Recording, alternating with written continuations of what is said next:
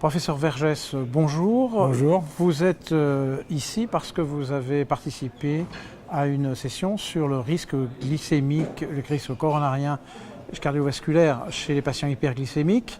Est-ce que vous pouvez vous présenter en quelques mots?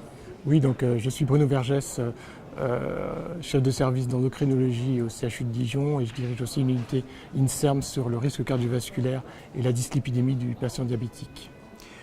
Nous allons parler aujourd'hui, nous sommes là pour parler du risque glycémique, du risque cardiovasculaire associé aux médicaments du diabète. Alors on a eu au cours des dernières années, je veux dire pléthore de nouvelles molécules, ce que les diabétologues n'avaient pas l'habitude d'avoir jusqu'à présent. Exactement. Et c'est tombé à une période où il fallait bien évaluer ces médicaments pour ce qui finalement est la principale cause de mortalité du diabétique. Donc, première chose, on a l'impression déjà qu'il y a des médicaments qui ont tiré leur épingle du jeu en démontrant, qui ont espéré à un moment démontrer qu'ils baissaient le risque cardiovasculaire et puis bien contents de démontrer qu'ils ne l'augmentaient pas. C'est un peu ça les premières démonstrations. C'est un peu ça pour une classe thérapeutique représentée par les inhibiteurs DPP4, comme la saxagliptine par exemple. Qui a bien montré, cette classe thérapeutique a bien montré une neutralité sur la survenue des événements cardiovasculaires, donc pas de bénéfice mais pas de maléfice, ce qui était déjà une information intéressante à obtenir. Parce qu'on avait eu des frayeurs quelques années auparavant. Avec certaines classes thérapeutiques, certaines molécules, certains sulfamides hypoglycémiants en particulier.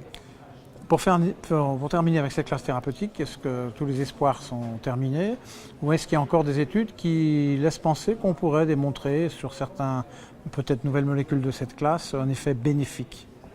Pour être honnête, a priori non, pour diverses raisons. Parce que ces molécules agissent en restaurant un taux physiologique de GLP-1, alors qu'il faudrait augmenter le taux de GLP-1 beaucoup plus pour espérer un bénéfice cardiovasculaire. Donc c'est la raison pour laquelle vraisemblablement cette classe thérapeutique, bien qu'elle ait un bénéfice glycémique net, n'a pas de bénéfice cardiovasculaire.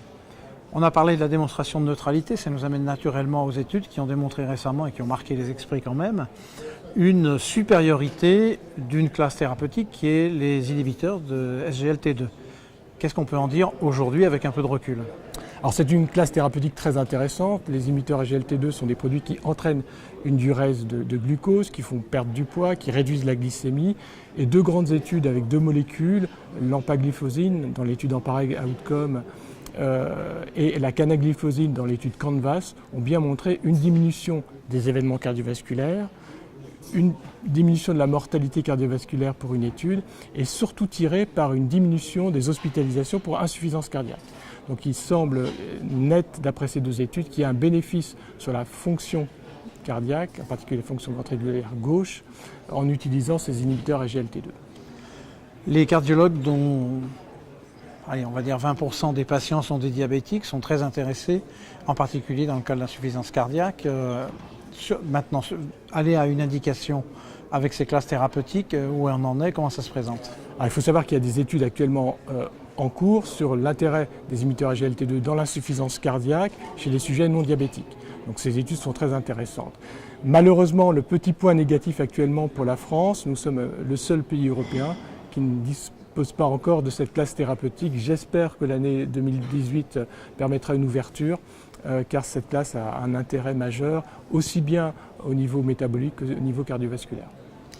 Intérêt majeur et donc dans des indications précises, l'effet est tel qu'on a envie de dire est-ce qu'on ne peut pas le donner à tous les patients, mais je pense qu'il y aura des restrictions. Oui, je pense que d'abord les études ont été montrées dans des populations à très haut risque vasculaire. Déjà. Donc c'est déjà une première limitation. Des analyses plus fines permettront peut-être de définir une classe de patients qui pourra bénéficier plus amplement de ce bénéfice cardiovasculaire. Et en ce qui concerne le bénéfice métabolique, il est observé, lui, chez un nombre très important de patients. Et déjà, ce bénéfice métabolique me semble important, puisqu'on a en même temps une perte de poids et une diminution de la glycémie.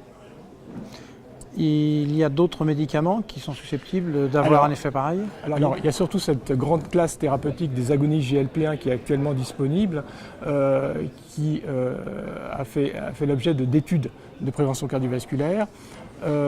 Une étude a montré l'efficacité du produit, le liraglutide, Victoza, pour diminuer le risque d'événements cardiovasculaires athéromateux, y compris infarctus du myocarde, mortalité cardiovasculaire, mortalité globale.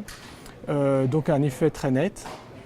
Une autre molécule, le sémaglutide, qui n'est pas encore commercialisé mais qui le sera dans un avenir relativement proche, a montré aussi son efficacité en termes de réduction des événements cardiovasculaires athéromateux. En revanche, l'exénatide et l'exixénatide, qui sont deux autres molécules de la classe, n'ont pas montré leur effet de réduction des événements cardiovasculaires de façon significative. Donc actuellement limité dans les produits disponibles au liraglutide. Donc pour ces produits-là, on ne parle pas d'effet classe, c'est évident. Pour les inhibiteurs de SGLT2, on a quand même peu d'études pour parler d'effet classe. Alors, on a deux études avec deux produits qui ont montré exactement les mêmes résultats. On a l'impression qu'il y a un copier-coller entre les deux études. Il y a des mécanismes qui apparaissent communs et qui laissent penser qu'il y a vraiment un effet classe. Bon, on aura une troisième étude qui sortira prochainement, qui viendra le confirmer. Mais on a plutôt l'impression qu'il y a un effet classe dans les inhibiteurs SGLT2, alors que dans les agonistes GLP1, il y a des différences entre les molécules. Et ça, c'est un point important à connaître. Qu'est-ce que vous attendez comme étude en 2018 ? Allez, on va même dire début 2019, parce que je pense que c'est plutôt loin. Alors, dans les études que nous attendons, il y a une nouvelle étude qui va sortir avec des inhibiteurs SGLT2 de nouvelle génération, donc qui seront aussi intéressantes, qui devraient confirmer l'effet classe. Et puis dans l'année 2019, nous aurons une deuxième étude avec le sémaglutide qui va aussi s'intéresser au risque d'événements cardiovasculaires, qui devrait confirmer la première étude qui est l'étude SUSTAIN-6. Et c'est important puisque le sémaglutide risque de devenir le produit phare, puisque contrairement au liraglutide qui s'injecte tous les jours en sous-cutané, il s'agit d'une injection hebdomadaire. Donc quelque chose qui sera prescrit plus facilement avec une meilleure adhésion des patients. Bon, je crois que là on ne va pas épiloguer sur les modalités d'administration, mais je pense qu'on aura de quoi reparler sur ces modalités. La compliance, c'est pareil avec les hypocholestérolémiens. Exactement. Merci beaucoup. De rien. Merci.